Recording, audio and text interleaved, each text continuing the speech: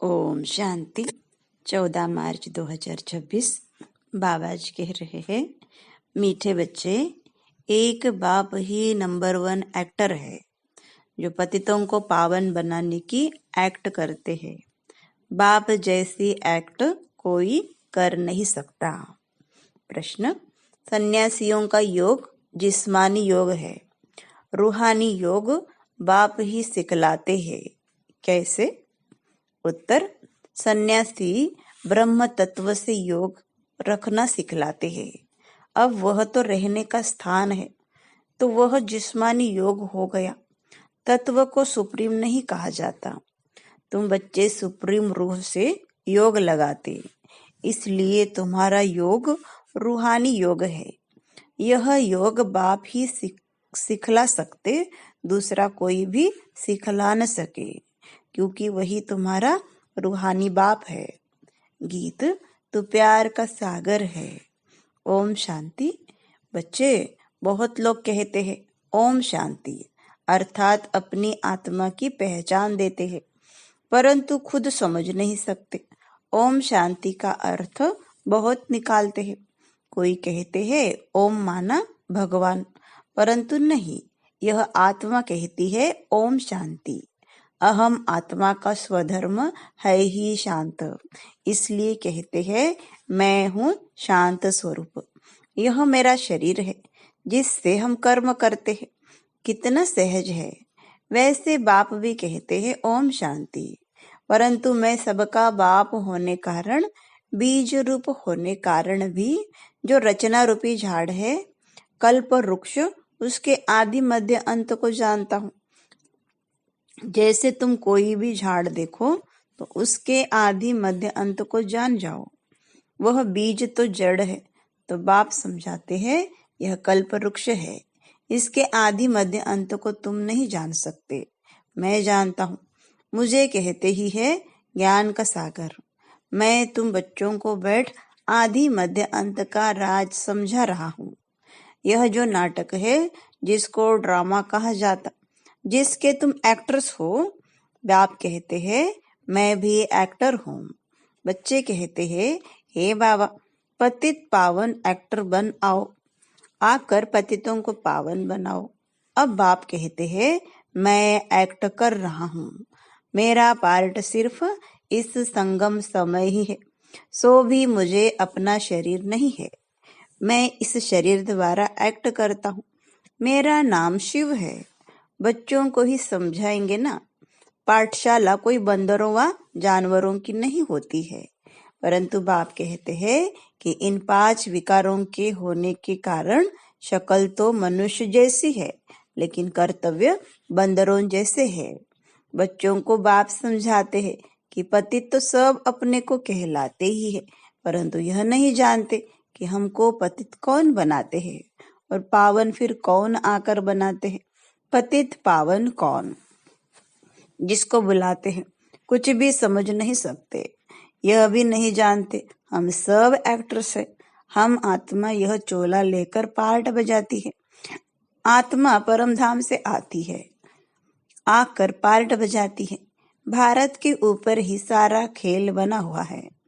भारत पावन, भारत पतित किसने बनाया? रावण ने।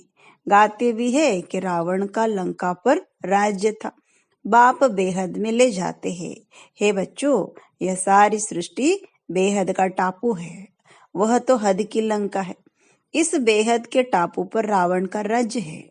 पहले राम राज्य था, अब रावण राज्य है। बच्चे कहते हैं बाबा, राम राज्य कहाँ था? बाप कहते हैं बच्चे, वह तो यहाँ था ना, जिसको सब चाहते हैं। तुम भारतवासी आदि सनातन देवी देवता धर्म के हो, हिंदू धर्म के नहीं हो। मीठे मीठे सिखलते लाडले बच्चों, तुम पहले पहले भारत में थे। तुमको वह सतयुग का राज्य किसने दिया था? जरूर हेवनली गॉड फादर ही यह वर्षा देंगे। बाप समझाते हैं कि कितने और धर्मों में कन्वर्ट हो गए हैं। मुसलमानों का जब राज्य था तो बहुतों को मुसलमान बनाया। क्रिश्चियन का राज्य था तो बहुतों को क्रिश्चियन बनाया। बौद्धियों का तो यहाँ राज्य भी नहीं हुआ, तो भी बहुतों को बौद्धि बनाया, कन्वर्ट किया है अपने धर्म में। आदि सनातन धर्म जब प्रायलोप हो जाए तब तो फिर उस धर्म की स्थापना हो।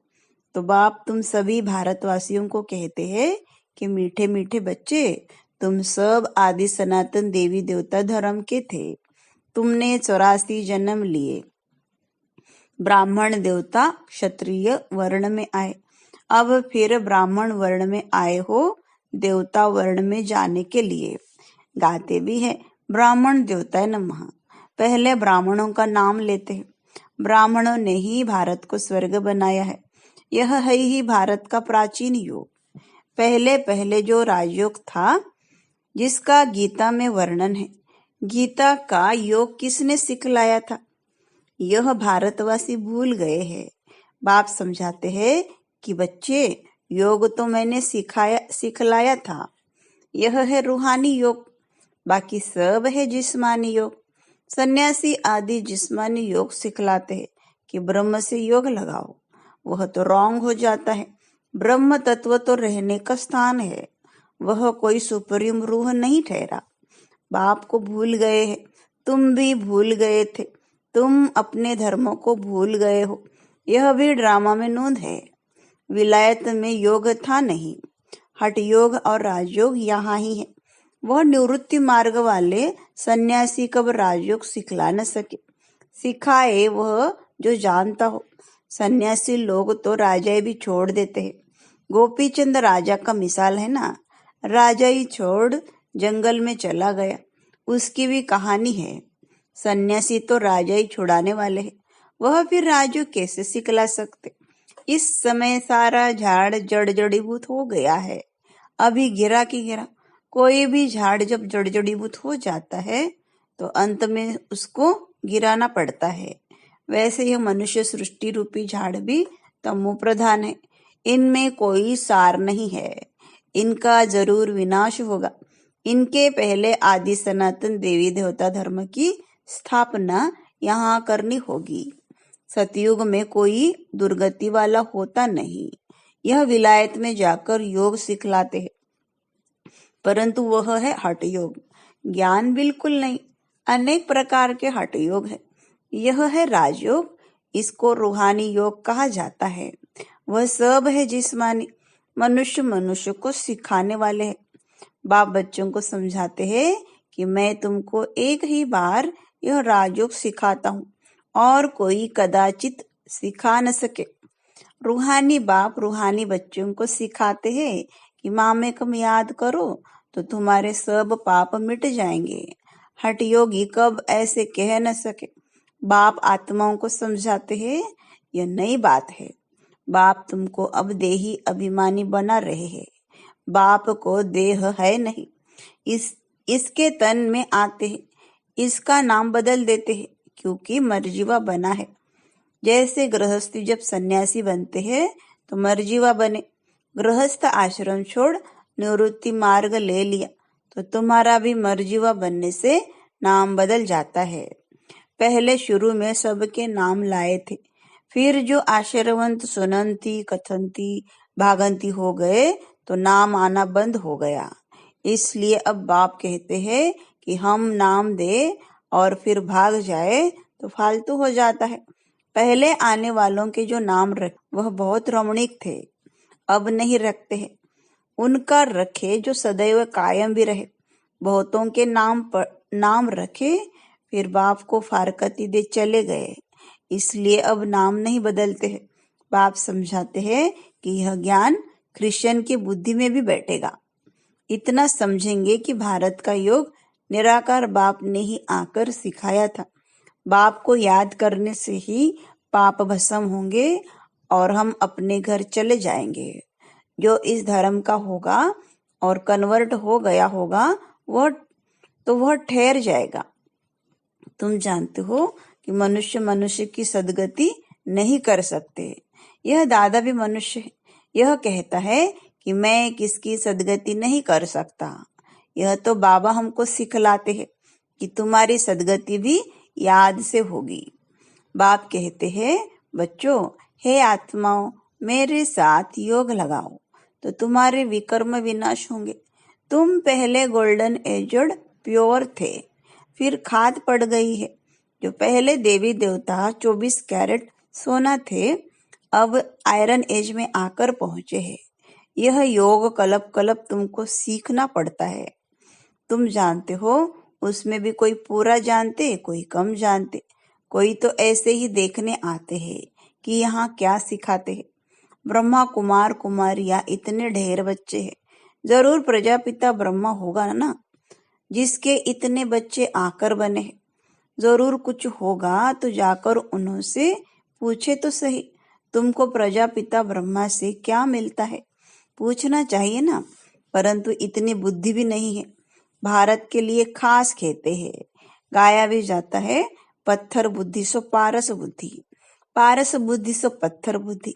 सतयुग त्रेता में पारस बुद्धि गोल्डन एज थे, फिर सिल्वर एज 2 कला कम हुई, इसलिए नाम पड़ा है चंद्रवंशी, क्योंकि नापास हुए हैं। यह भी पाठशाला है। 33 मार्क से जो नीचे होते हैं वह फेल हो जाते हैं।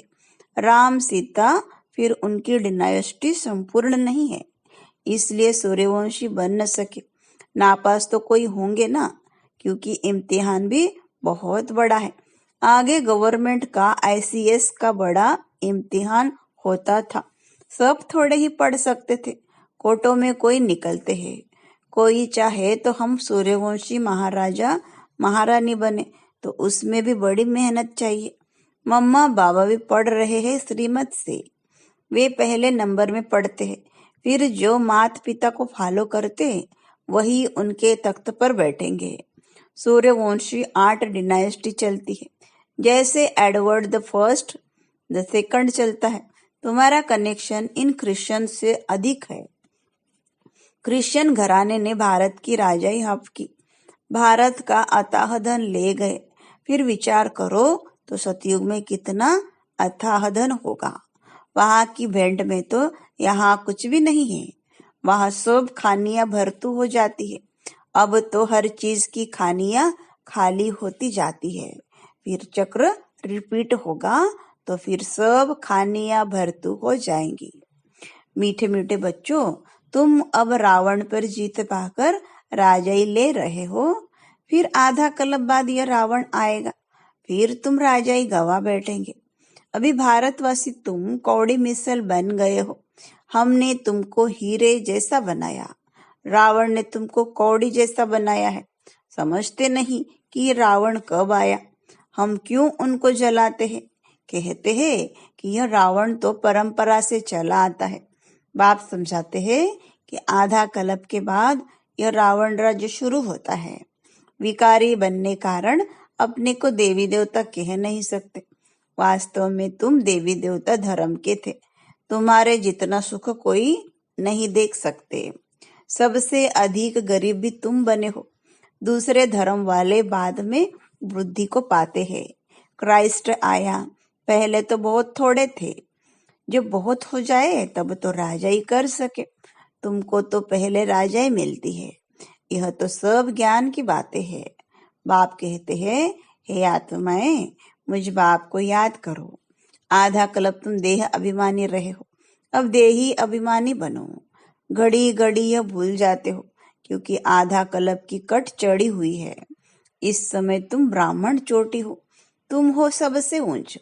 सन्यासी ब्रह्म से योग लगाते हैं, उनसे विकर्म विनाश नहीं होते।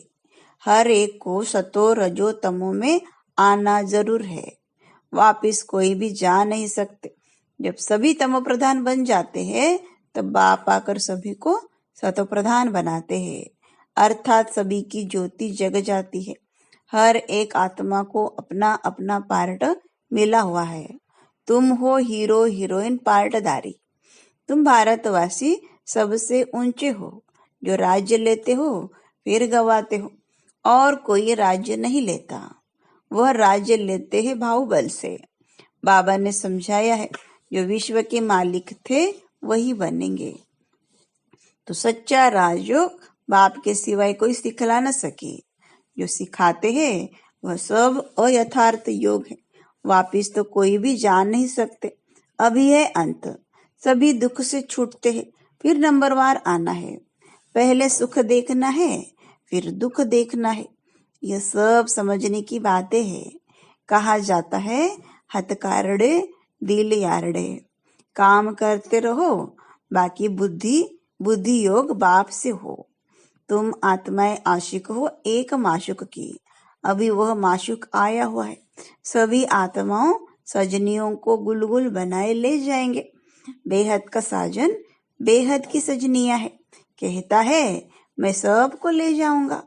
फिर नंबरवार पुरुषार्थ अनुसार जाकर पद पाएंगे। भल गृहस्थ व्यवहार में रहो, बच्चों को संभालो। हे आत्मा, तुम्हारी दिल बाप की तरफ हो, यही याद की प्रैक्टिस करते रहो। बच्चे जानते हैं अभी हम स्वर्गवासी बनते हैं बाप को याद करने से। स्टूडेंट को तो बहुत खुशी में रहना चाहिए। यह तो बड़ा सहज है। ड्रामा अनुसार सबको रास्ता बताना है, कोई से डिबेट करने की दरकार नहीं है। अभी तुम्हारी बुद्धि में सारी नॉलेज आ गई है।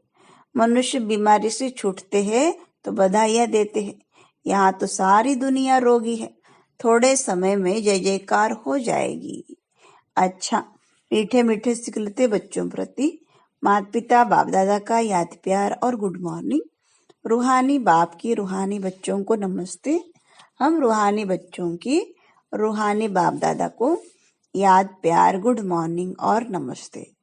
धारणा के लिए मुख्य सार, पहली पॉइंट, सच्चे सच्चे आशिक बन हाथों से काम करते, बुद्धि से माशूक को याद करने की प्रैक्टिस करनी है। बाप की याद से हम स्वर्गवासी बन रहे हैं, इस खुशी में रहना है। दूसरी पॉइंट, सूर्यवंशी डायनेस्टी में तख्त नशीन बनने के लिए माता पिता को पूरा फॉलो करना है। बाप समान नॉलेजफुल बन सबको रास्ता बताना है। वरदान, ताज और तिलक को धारण कर बाप दादा के मददगार बनने वाले दिल तख्त नशीन भव। जब कोई तख्त पर बैठते हैं तो तिलक और ताज उनकी निशानी होती है। ऐसे जो दिल तख्त नशीन है, उनके मस्तक पर सदैव अविनाशी आत्मा की स्थिति का तिलक दूर से ही चमकता हुआ नजर आता है। सर्व आत्माओं के कल्याण की शुभ भावना उनके नयनों से व मुखड़े से दिखाई देती है। उनका हर संकल्प, वचन और कर्म बाप के समान होता है। स्लोगन, सरल याद के लिए सरलता का गुण धारण करो, संस्कारों को सरल बनाओ। अव्यक्त इशारे, विजयी बनने का फाउंडेशन है निश्चय। फाउंडेशन अगर पक्का है तो बिल्डिंग हिल नहीं सकती। निश्चिंत रहते हैं, लेकिन सिर्फ बाप में निश्चय नहीं, अपने आप में भी निश्चय और ड्रामा में भी निश्चय। वाह ड्रामा वाह, अगर ड्रामा में निश्चय होगा तो अकल्याण की बात भी कल्याण में बदल जाएगी। ओम शांति।